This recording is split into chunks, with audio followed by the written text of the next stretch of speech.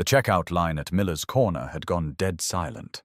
A young woman with a refined British accent fumbled through an empty designer wallet, her fingers trembling against cracked leather.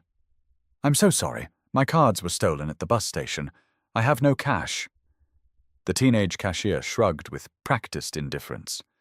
"No money. No food, lady."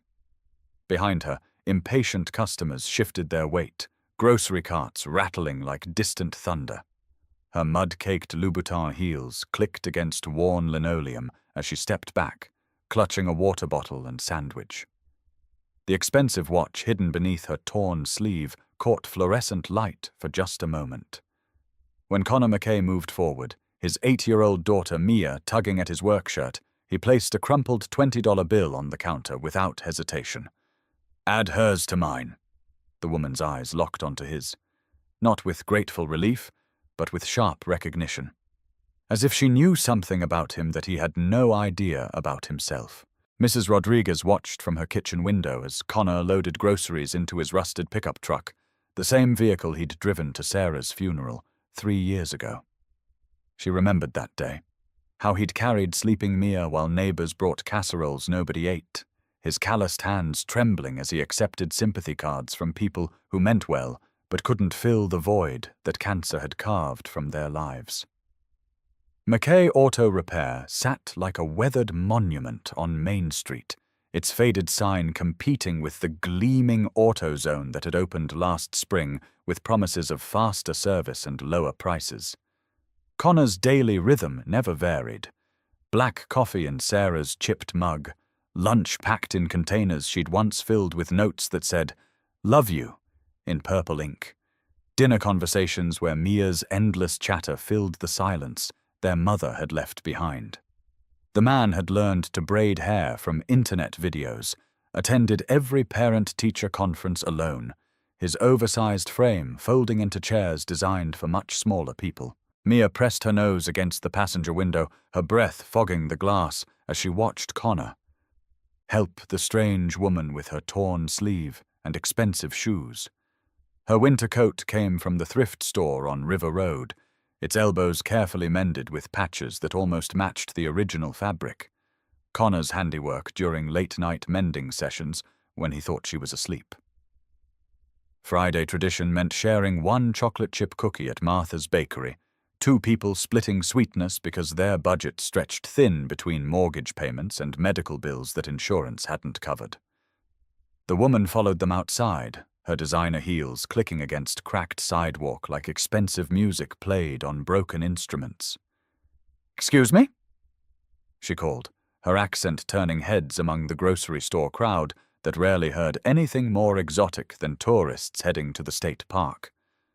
Connor paused automatically, his hand moving to Mia's shoulder in a protective gesture so natural it spoke of countless moments when the world felt too big and dangerous for just the two of them. "I'm Liv Bennett," the woman said, extending a manicured hand that trembled slightly despite her composed expression. "My rental car broke down on Highway 380, about 5 miles outside town. My phone's completely dead, and I've missed my connection with my tour group." Connor studied her face, noting the way her eyes darted toward his truck's license plate, then back to his weathered features with unusual intensity, as if memorizing details for some purpose he couldn't fathom. Mia tugged his sleeve, whispering loud enough for half the parking lot to hear. "Daddy, why does she talk like the lady in that princess movie?" The woman's laugh came too quickly, too bright, like someone trying to convince herself of her own performance rather than entertaining a child. "I just need to get to a motel, if you could point me in the right direction. I can pay for gas money, of course." But when Connor mentioned the Riverside Inn, her expression shifted from relief to something that looked suspiciously like calculation, as if she was processing information rather than simply grateful for assistance. The drive to the motel stretched through downtown Cedar Falls, past storefronts that had weathered decades of economic storms with the stubborn persistence of Midwestern optimism. Liv sat in the passenger seat, her fingers drumming against the door handle, while her eyes catalogued every building, every empty lot, every sign of struggle or prosperity with the systematic attention of someone conducting a survey rather than admiring scenery. "This is a charming town," she said, but her tone suggested she was taking inventory rather than making conversation, her gaze lingering on property lines and architectural details with professional interest. At the Riverside Inn, the desk clerk's apologetic shrug told the story before words did. Harvest Festival weekend meant every room booked solid until Monday morning, leaving stranded travelers with few options. Mia bounced in the truck bed, her face pressed against the rear window as she called out, "She can stay with us, Daddy.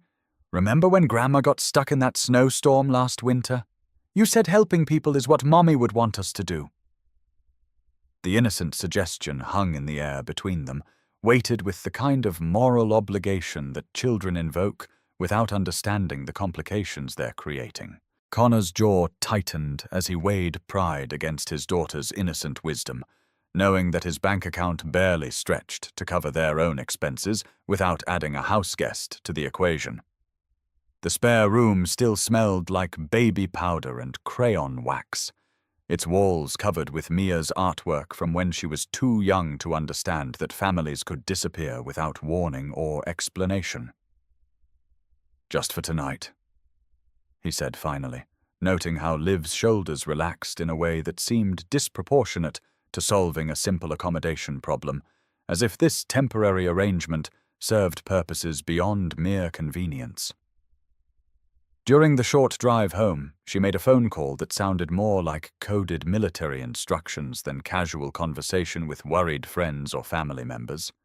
"Plans have changed. Timeline requires adjustment. I'll make contact when the local situation becomes clearer." Her fingers worried the edge of her torn sleeve, revealing glimpses of that expensive watch, a Cartier that probably cost more than Connor made in 6 months, creating contradictions she didn't seem aware she was broadcasting to anyone paying attention. The Mackay house sat on Elm Street like a comfortable old sweater, its paint slightly faded, but its bones solid enough to weather whatever storms life decided to throw at small-town Iowa families. Connor carried Liv's single piece of luggage, a leather weekend bag that probably cost more than his monthly grocery budget, while Mia raced ahead to flip on lights and announce their arrival to the empty rooms. The living room still held traces of Sarah's presence, like museum exhibits nobody had the heart to relocate.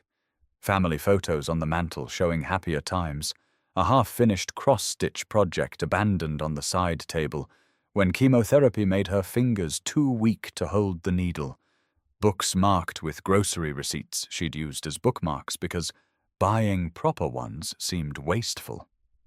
Liv's gaze lingered on these details with the intensity of someone cataloguing evidence rather than admiring domestic decorations, her eyes moving from photograph to photograph as if building a psychological profile. "You have a lovely family," she said, her voice carrying genuine warmth that made Connor's correction land like a physical blow. "Had. My wife passed away 3 years ago." The past tense sat between them like an uninvited guest, reshaping the entire conversation into something more fragile than either of them had anticipated. Mia appeared with an armload of toy cars, her enthusiasm undampened by adult undercurrents she couldn't quite grasp, but sensed hovering around the edges of every interaction. "Want to see my collection? Daddy fixes real cars at his shop, but these are my special ones that nobody else gets to touch." She spread the miniature vehicles across the coffee table with the precision of someone who'd inherited an eye for mechanical details, each car positioned according to some internal logic that made perfect sense to an 8-year-old mind. Liv knelt beside her, running expert fingers over the die-cast models, with surprising knowledge that went far beyond casual appreciation for well-made toys. "This one's a 1967 Mustang," she murmured, then caught herself immediately, backtracking with unconvincing casualness. "I mean, I think it might be. I'm not really sure about car models and years and things like that." But her assessment had been absolutely perfect, delivered with the confidence of someone who knew automotive history intimately, and Connor filed that contradiction away with all the others that were starting to accumulate around their unexpected house guest, like puzzle pieces waiting for someone to arrange them into a recognizable picture. The storm that rolled in that evening matched the one brewing in Connor's chest as he watched Liv help Mia with homework at the kitchen table where he and Sarah had planned their future and paid their bills and argued about money during the lean years. Her explanations of fraction problems came with the confidence of someone accustomed to breaking down complex concepts for others, and her pronunciation corrections carried the subtle authority of expensive private education. When Mia struggled with vocabulary words, Liv's patience never wavered, but her phone buzzed constantly with messages she read quickly before deleting, her fingers moving across the screen with practiced efficiency. "Important work?" Connor asked, setting down 3 cups of hot chocolate, a luxury he'd stretched his budget to afford because their guest deserved proper hospitality, even if he couldn't quite afford it. "Something like that," Liv replied, but her fingers paused over the screen in a way that suggested the messages carried weight, far beyond casual correspondence with friends or family members checking on her welfare during this supposed travel emergency. After Mia went to bed, Connor found Liv standing in the living room, studying Sarah's bookshelf with the intensity of an archaeologist examining ancient artifacts for clues about a vanished civilization. "She liked mysteries," he said, making Liv jump slightly as if she'd been so absorbed in her investigation that she'd forgotten she wasn't alone. "Always trying to solve the puzzle before the last chapter, getting frustrated when authors played fair and gave her all the clues she needed." The irony wasn't lost on him as he watched this mysterious woman handle Sarah's copy of an Agatha Christie novel, her manicured nails a stark contrast to the book's worn spine and dog-eared pages. "I'm sorry for your loss," Liv said, and for the first time since they'd met, her voice carried genuine emotion rather than the careful politeness of someone managing a social obligation. Outside, thunder rumbled closer, and Connor realized that whatever weather front was approaching, it was going to trap this woman in his house for longer than either of them had originally planned. Something about that prospect made him nervous in ways he couldn't quite articulate, as if her extended presence might complicate his carefully ordered life in directions he wasn't prepared to navigate. The next morning brought grey skies and the kind of steady rain that turns dirt roads into impassable rivers and traps people in whatever shelter they'd found the night before. Connor discovered Liv already awake, sitting at his kitchen table with her laptop open and a cup of coffee growing cold beside her, her fingers flying across the keyboard with the speed of someone conducting important business rather than killing time until travel became possible. Her screen snapped shut the moment he appeared, but not before he glimpsed what looked like architectural drawings and rows of financial figures that seemed wildly out of place for someone supposedly stranded by car trouble. "Early riser," he commented, noting the dark circles under her eyes that suggested she hadn't slept much, despite the comfortable bed and quiet house.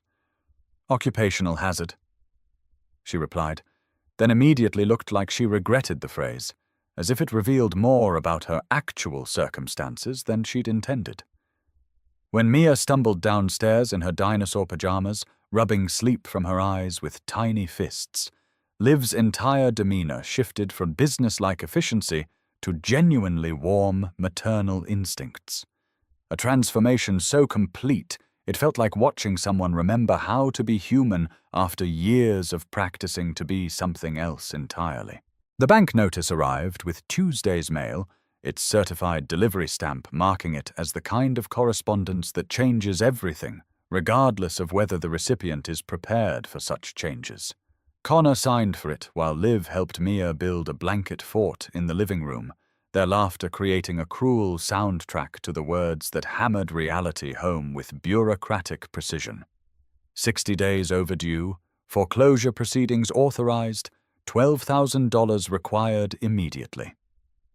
The paper trembled in his hands as he calculated months of struggling against medical bills and declining business against this impossible deadline that would strip away everything his father had built.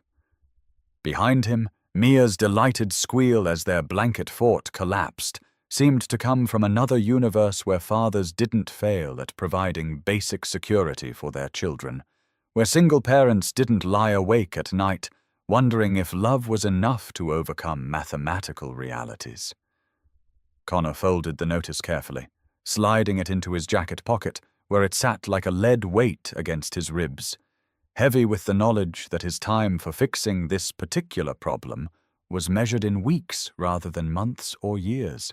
Liv emerged from the fort looking disheveled and genuinely happy for the first time since Connor had met her, her expensive hair mussed by children's games and her designer clothes wrinkled from crawling around on the floor with someone else's daughter. "She's absolutely brilliant," she said, watching Mia gather materials for an even more ambitious architectural project involving kitchen chairs and every sheet in the house. "Reminds me of myself at that age, always building things and taking them apart to see how they worked." The comment slipped out naturally, revealing glimpses of a childhood that sounded far removed from tour groups and broken-down rental cars. But Connor caught the way her expression tightened immediately afterward, as if she'd revealed more than intended. Her phone rang then, a sharp electronic sound that cut through their domestic warmth like a blade, and the conversation she conducted in rapid, clipped sentences belonged to a different person entirely from the one who'd been building forts moments before. "I need more time for proper assessment. The local situation is proving more complex than our initial intelligence suggested." When she hung up, Mia was watching with the perceptive eyes of a child who'd learned too young that adults carry burdens they don't discuss with 8-year-olds, no matter how much those burdens weigh on everyone in the household. By Wednesday, the fiction of a stranded tourist had worn thin around the edges like a favorite shirt that's been washed too many times. Expensive packages arrived daily with different names on the labels: L. Ashworth, O. Bennett, Victoria Sterling, a collection of identities that suggested either identity theft or someone maintaining multiple personas for reasons Connor couldn't begin to guess. Liv explained them as replacement items from insurance claims, her stories growing more elaborate with each delivery, but Connor noticed how she received each package with the familiarity of someone expecting exactly what arrived, rather than the grateful surprise of someone getting unexpected assistance.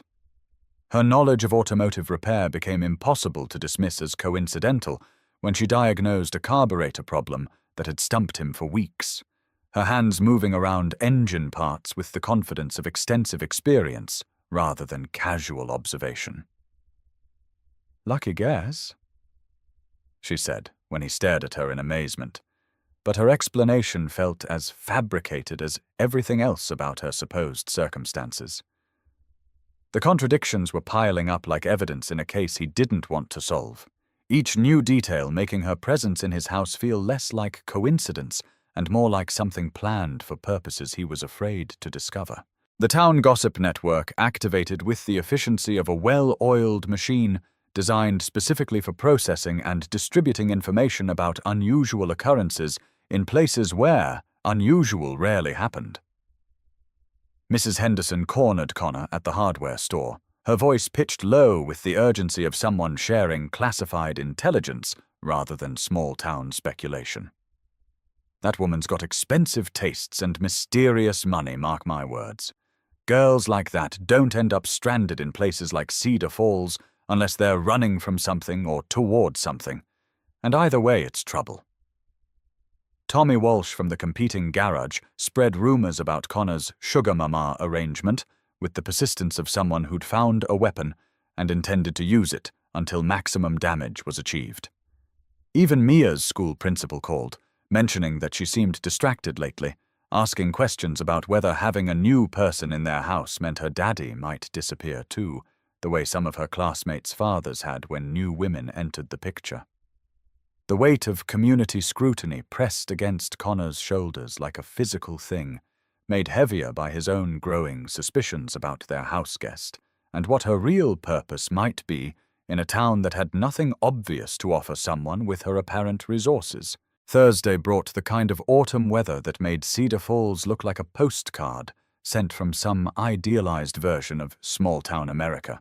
Golden leaves dancing on crisp air, the smell of wood smoke from chimneys, children's laughter echoing from the elementary school playground where Mia spent her afternoons. But Connor's appreciation for seasonal beauty dissolved when he found Liv's laptop left open on the kitchen counter, its screen displaying an email with the subject line that made his blood freeze. Cedar Falls Downtown Acquisition. Phase 1 complete. His hands shook as he read fragments of corporate language, references to property values and development timelines, before the sound of Liv's footsteps on the stairs sent him stepping quickly away from evidence he wasn't supposed to see. When she appeared, her casual question about coffee plans couldn't quite hide the sharp way her eyes moved from his face to the laptop and back again, measuring his expression for signs that he'd seen something that would complicate whatever game she was playing. The tension stretched between them like a wire about to snap, both of them aware that secrets were becoming impossible to maintain, but neither willing to be the first to acknowledge that their entire relationship had been built on carefully constructed lies. The confrontation came that evening after Mia had gone to bed, the air between them thick with unspoken accusations and the kind of tension that made breathing feel difficult. Connor held printed pages, social media photos Tommy Walsh had triumphantly delivered like evidence in a criminal trial, showing a woman who looked exactly like Liv at London charity galas, surrounded by business executives in suits that cost more than most people's cars. Ashworth Industries CEO announces major expansion, read the partially visible headline from what appeared to be a financial newspaper covering events in a world far removed from small-town Iowa. Liv's face went through several expressions in rapid succession: surprise at being discovered, resignation at the inevitable end of her deception, and finally, something that looked almost like relief at no longer having to maintain pretenses that had clearly been exhausting her. "How long have you known?" she asked, her accent somehow more pronounced now that the need for careful disguise was crumbling around them like a house built on inadequate foundations. "Known what, exactly?" Connor's voice carried the strain of a man trying to hold his world together with increasingly inadequate adhesive, while everything he thought he understood shifted beneath his feet. The truth spilled out in fragments that reshaped everything Connor thought he understood about the past week and the woman who'd been sharing his kitchen table and helping his daughter with homework. Olivia Ashworth, not Liv Bennett. CEO of a multi-billion-dollar corporation that specialized in strategic acquisitions and urban development projects that transformed struggling communities into profitable enterprises. Cedar Falls had been marked for development that would bring jobs and economic opportunities while simultaneously erasing most of what made the town recognizable to people who'd lived there for generations. Connor's garage, Mrs. Rodriguez's diner, the hardware store where he'd bought his first tools, all scheduled for demolition to make way for an automated manufacturing facility that would employ hundreds but require destroying the downtown district to build. "I came to oversee the acquisition personally," Olivia said, her words falling like stones into still water, creating ripples that would eventually reach every corner of their small community. To make sure the transition was handled with appropriate sensitivity, that people were treated fairly during the process. The qualifier carried the weight of someone who'd convinced herself that destroying communities could be done humanely if you used the right legal language and wrote sufficiently large checks to ease the pain of displacement. But something fundamental had changed during her time in Cedar Falls, Olivia explained, her corporate composure cracking to reveal vulnerability that seemed to surprise her as much as it did Connor. Watching his devotion to Mia had reminded her of her own childhood, raised by a single father who'd built his automotive empire from nothing after losing his wife in a car accident that left him to raise a daughter alone. She'd inherited Ashworth Industries at 25 when her father died suddenly of a heart attack, spent the next 15 years proving herself in a male-dominated industry by becoming more ruthless and efficient than any of the men who'd initially dismissed her as a pretty face playing with Daddy's money. "I forgot what it felt like to be part of something real," she said, her voice barely above a whisper, as she struggled to articulate emotions she'd spent years suppressing in boardrooms where sentiment was weakness. "This house, Mia's laughter, the way you fix things instead of throwing them away and buying replacements. It's everything I lost when I stopped being a person and became a position on an organizational chart."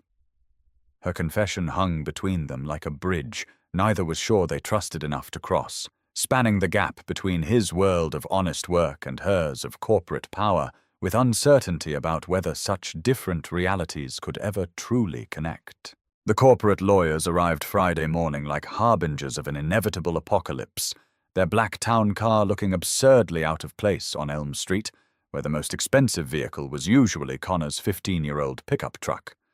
Connor watched from his kitchen window as they unloaded briefcases and tablets, their movements efficient and impersonal as they prepared to deliver legal documents that would reshape his life whether he wanted such changes or not. The lead attorney carried papers that would offer Connor $200,000 for his property, enough to secure Mia's college fund and start over somewhere cheaper where the cost of living might allow a single father to provide better opportunities for his daughter.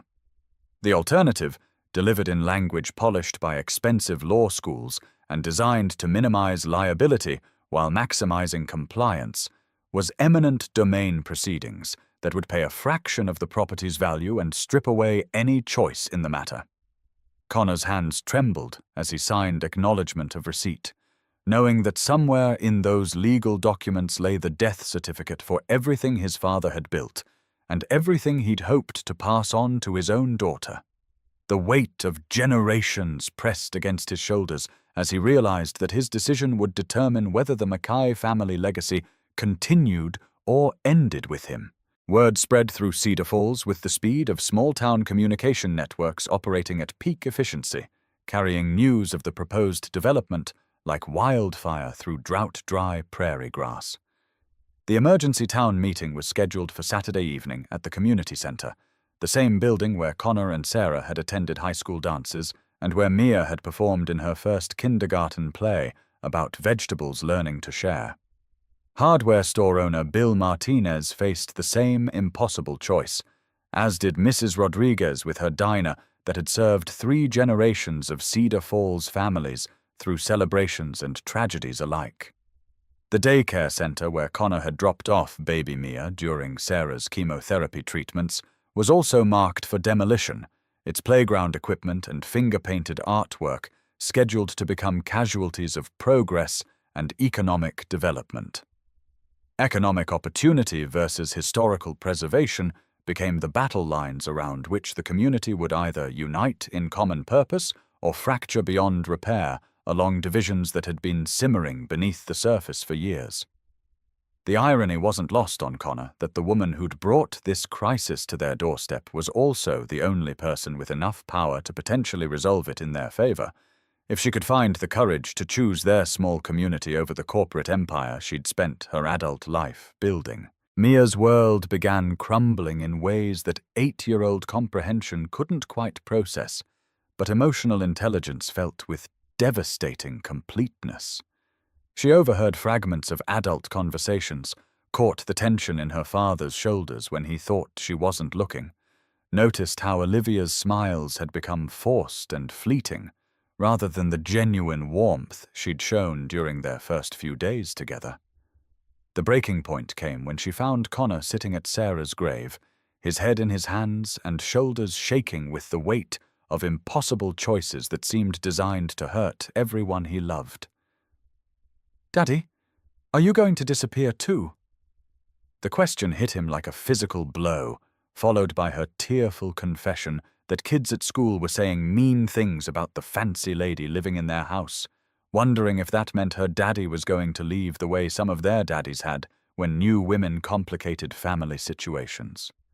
Her fear of abandonment, rooted in memories of watching her mother fade away despite all the medical interventions and prayers, and desperate bargaining with a universe that seemed determined to take away everyone she depended on, crystallized everything Connor had been struggling to understand about what really mattered.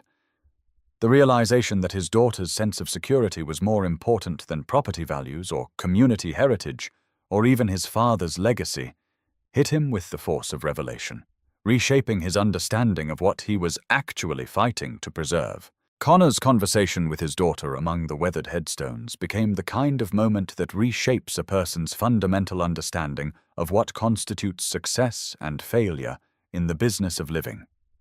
He explained about hard choices and uncertain futures, about how sometimes loving someone means making decisions that hurt in the short term, but protect what's most important over the long haul. Mia listened with the solemn attention of a child who'd already learned that life could change without warning or explanation, then surprised him with wisdom that seemed too large for her small frame and pigtails and grass-stained sneakers. "Mommy always said that home isn't a place on a map. It's people who love each other and take care of each other no matter what happens. So if we stay together, we're still home wherever we go, right?" The simplicity of her logic cut through weeks of agonizing over property values and community heritage to the essential truth underneath all his complicated adult reasoning. Home was wherever he and Mia were together, whether that was in the house where she'd been born or some apartment in a different state where they'd have to start over from scratch. The weight of that realization was both liberating and terrifying, freeing him from obligations to the past while simultaneously forcing him to confront an uncertain future with nothing but love and determination as navigation tools. Saturday evening's town meeting packed the community center beyond its intended capacity. Folding chairs arranged in tight rows, while latecomers stood along the walls like witnesses to history in the making. Connor sat in the front row with Mia beside him, her small hand tucked into his calloused palm, as neighbors and friends waited to hear how he would represent their collective future to a room full of people whose lives hung in the balance. The weight of their trust felt heavier than any engine he'd ever lifted, their faces reflecting the same mixture of hope and resignation that he'd been carrying since Tuesday's bank notice arrived like a death sentence for everything they'd built together. Behind them sat families who'd been in Cedar Falls for generations, their roots extending deep into Iowa soil that had nourished their grandparents and great-grandparents through depressions and wars and all the smaller disasters that test communities' commitment to taking care of their own. Olivia sat in the back corner with her corporate lawyers flanking her like expensive bookends, her expression unreadable, but her posture suggesting someone preparing for battle or surrender in equal measure.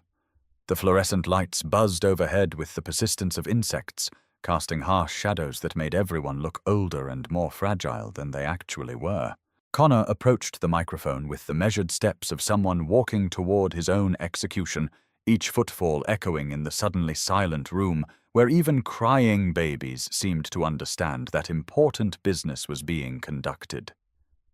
The opening words of his prepared speech about heritage and community values felt inadequate against the magnitude of what hung in the balance, but his voice grew stronger as he talked about his father's legacy and the importance of places where children could grow up, knowing their neighbors' names and feeling safe enough to ride bicycles after dark. Halfway through his remarks about the value of continuity in an increasingly disconnected world, Olivia stood up with the sudden decisiveness of someone who'd been wrestling with conscience and finally chosen a side in a battle that would define the rest of her life. Every head turned as she walked to the front of the room, her expensive heels clicking against worn linoleum, in rhythm with the community center's collective held breath and the sound of hearts beating fast enough to be audible in the sudden silence. Her corporate lawyers exchanged glances that suggested this development was definitely not part of their prepared strategy for managing what should have been a routine acquisition announcement followed by damage control and public relations management. "I need to say something before Connor continues," Olivia announced, her voice carrying the authority of someone accustomed to boardrooms where millions of dollars changed hands based on quarterly reports and profit projections, but tempered with something softer. Humanity that had been buried under years of corporate armor, but never completely extinguished. The lawyers behind her shifted uncomfortably in chairs that suddenly seemed too small for the magnitude of whatever decision their client was about to announce to a room full of people whose lives would be affected by her next words. Connor stepped aside, his eyes meeting hers for a moment that seemed to contain entire conversations about trust, sacrifice, and the possibility of choosing love over profit when the two came into direct conflict.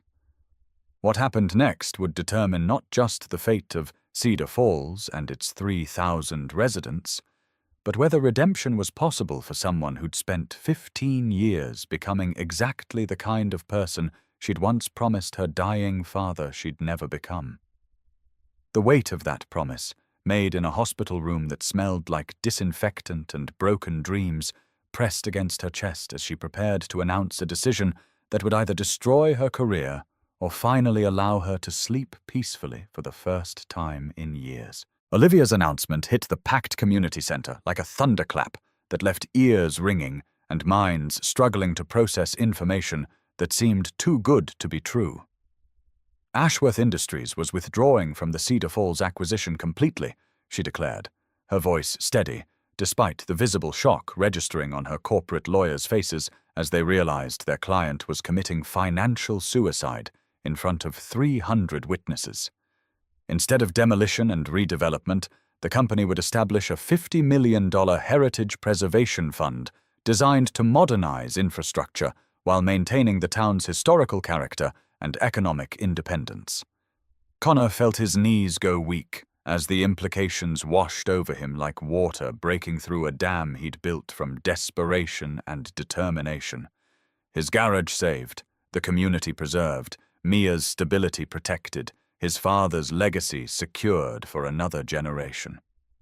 But as he watched Olivia face the crowd with chin raised and shoulders squared against whatever corporate retaliation awaited her in London, he realized that her salvation of Cedar Falls might have just cost her everything she'd built over the past 15 years. The applause that erupted from the community center sounded like a celebration and a funeral simultaneously, marking the birth of new possibilities and the death of old certainties in equal measure. The corporate retaliation was swift and merciless, arriving with the efficiency of a machine designed specifically for crushing executives who allowed personal feelings to interfere with fiduciary responsibilities to shareholders and board members. Emergency board meeting scheduled for Monday morning London time. Vote of no confidence already being organized by directors who'd flown in specifically to witness what they assumed would be a routine small-town demolition followed by groundbreaking ceremonies and profit projections. Olivia accepted Connor's offer to stay through the weekend with the resignation of someone who understood that her penthouse apartment overlooking the Thames might no longer be available by Tuesday, depending on how thoroughly her former colleagues decided to destroy her professional reputation. She helped Mia with math homework at the kitchen table, where they'd spent so many evenings establishing routines that felt more like family than anything she'd experienced since childhood. But her phone remained ominously silent, corporate communications channels closing around her like a slowly tightening noose designed to strangle careers rather than necks. Connor found himself watching her with growing admiration for someone who'd sacrificed a billion-dollar empire to save a town that most people couldn't find on a map, wondering if he would have possessed similar courage when faced with choosing between personal security and doing what felt morally right. Mrs. Rodriguez organized the Welcome Home Olivia celebration with the efficiency of someone who'd spent decades feeding people through their worst and best moments, understanding that food was how small communities expressed emotions too large for words. The diner filled with neighbors who'd heard fragments of the story, through the Cedar Falls communication network and wanted to express gratitude, they didn't quite know how to articulate to someone who'd given up everything to save their way of life. Olivia sat in the corner booth, the same one where Connor had brought Sarah on their first official date 20 years ago. Accepting thanks from people whose names she was still learning, but whose faces had become precious to her in ways that surprised everyone, including herself. Bill Martinez from the hardware store shook her hand with the grip of someone whose livelihood had been hanging by a thread until Friday evening's miraculous reprieve. The daycare director hugged her with tears streaming down weathered cheeks, understanding that dozens of families would continue to have safe places for their children because of this woman's impossible choice. Even Tommy Walsh appeared, his earlier antagonism replaced by grudging respect for someone who'd proven that actions mattered more than origins when it came to earning acceptance in a place where trust had to be built rather than bought. The Heritage Fund's implementation became a community-wide project that gave everyone something constructive to focus on instead of dwelling on how close they'd come to losing everything that made Cedar Falls feel like home, rather than just another dot on interstate highway maps. Connor's garage received state-of-the-art diagnostic equipment that made his decades of experience even more valuable, while the apprenticeship program connected local teenagers with automotive careers that could support families without requiring college degrees they couldn't afford or didn't want. Downtown facades got restored to their 1920s glory, while modern infrastructure ran invisibly beneath sidewalks that had witnessed 3 generations of Cedar Falls residents celebrating graduations and mourning losses and falling in love with people they'd known since childhood. The small business incubator occupied the renovated building where Connor's father had first learned to repair engines during the Great Depression, creating a circle of economic history that felt like destiny instead of coincidence. Local contractors worked alongside specialists from Chicago and Des Moines, sharing knowledge that bridged generational gaps and proved that progress didn't require abandoning everything that had worked well for decades. Winter settled over Cedar Falls with the kind of snow globe perfection that made even long-time residents pause to appreciate their surroundings, instead of taking beauty for granted the way people do when they see the same landscapes every day.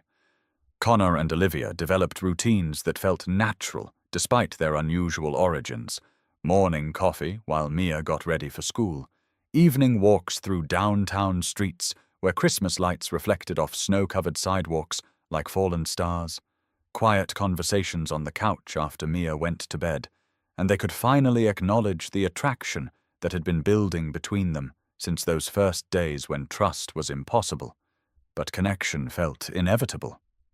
The lawyer's final verdict had been surprisingly lenient.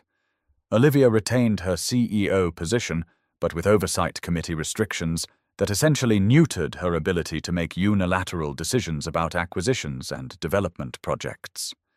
She accepted the compromise with grace that suggested relief rather than disappointment, as if she'd been carrying the weight of absolute power longer than she'd ever intended, and was grateful to share responsibility with people who might occasionally prioritize community welfare over quarterly profit reports. Spring arrived early that year, bringing with it the kind of optimism that makes people believe in fresh starts and second chances and the possibility that past mistakes don't have to determine future outcomes. 3 months after that first encounter in Miller's Corner, Connor found himself standing in his garage beside restored equipment that hummed with efficient precision, surrounded by tools that connected 4 generations of automotive expertise in an unbroken chain of knowledge passed from father to son to granddaughter. The framed photograph on his workbench showed Olivia's grandfather in his original Chicago auto shop, surrounded by tools that looked remarkably similar to the ones Connor used daily, proving that some things transcended geography and time and corporate acquisitions. Mia had taken to spending afternoons learning basic automotive repair, her questions showing the same mechanical curiosity that had driven their combined families to build something lasting from nothing but determination and skill and willingness to get their hands dirty solving other people's problems. When the young single mother arrived with her broken-down sedan and empty wallet, Connor's response came automatically: begin diagnostic work, while Olivia quietly arranged a payment plan that preserved dignity along with solving practical transportation problems. The town meeting anniversary arrived with spring flowers blooming along Main Street and the kind of soft evening light that made everything look like it was posed for a painting about the beauty of ordinary American communities. Connor and Olivia sat on their front porch swing, the same one where Sarah had announced her pregnancy 8 years ago, and where he'd spent countless sleepless nights wondering if love was enough to keep a family together when medical bills threatened to destroy everything they'd built. They watched Mia practice bicycle tricks on the sidewalk with the fearless confidence of childhood that believes in happy endings and second chances and the possibility that adults might occasionally make decisions based on what feels right instead of what seems practical. "Do you think he'd approve?" Olivia asked, touching the photograph of her grandfather that she now carried in her wallet like a talisman against the corporate cynicism that had nearly consumed her soul. Connor studied the weathered face in the picture, noting the same determined kindness he'd seen in Olivia when she'd faced down her own board of directors to save a town full of strangers who'd become family. "I think he sent you here to remember who you were supposed to be before the world convinced you that success meant accumulating power instead of using it wisely." The answer felt true in the way that simple statements sometimes contain entire philosophies about how to live without losing sight of what makes life worth living. Mia's latest drawing hung on the refrigerator alongside school permission slips and grocery lists and all the domestic debris that accumulates when people build lives together one day at a time. The picture depicted a family tree with branches extending in both directions through time, connecting past and future through shared values that transcended individual circumstances. Grandfather's workshop in Chicago connected to Connor's garage in Cedar Falls, which stretched toward whatever future Mia would build with the tools and wisdom they were teaching her about the importance of fixing things instead of throwing them away when they broke. Love stories, Connor had learned, weren't just about couples finding each other across impossible odds. They were about communities choosing to care for one another across differences of background, wealth, and circumstance that might otherwise divide people into categories that prevented real connection. Some relationships didn't require legal definitions or formal ceremonies, just the daily decision to show up for each other when showing up mattered most, and the courage to believe that tomorrow might be better than today if enough people committed to making it so. The evening breeze carried scents of motor oil and possibility, the same wind that had once blown across Iowa farmland to carry grandfather's dreams eastward, now bringing his granddaughter's heart home to a place she'd never known she was searching for until she found it in the kindness of strangers who became family. Connor reached for Olivia's hand as stars appeared overhead, the same constellation Sarah had taught him to identify, now watching over a family that had grown rather than replaced what came before, proving that hearts could expand to hold new love without diminishing what had been precious about the past. Tomorrow would bring its own challenges and choices, but tonight held the perfect peace of people who'd learned that home isn't a place marked on maps or described in real estate listings. It's wherever people decide to build something together that's larger than the sum of their individual dreams, stronger than their separate fears, and more lasting than any corporate acquisition or development project designed to transform communities into profit margins. In the distance, the Cedar River flowed toward whatever future awaited them all, carrying stories of love and loss and redemption toward tomorrow's possibilities, like messages in bottles that would wash ashore wherever people were ready to believe in second chances and the healing power of choosing each other when choosing seemed impossible.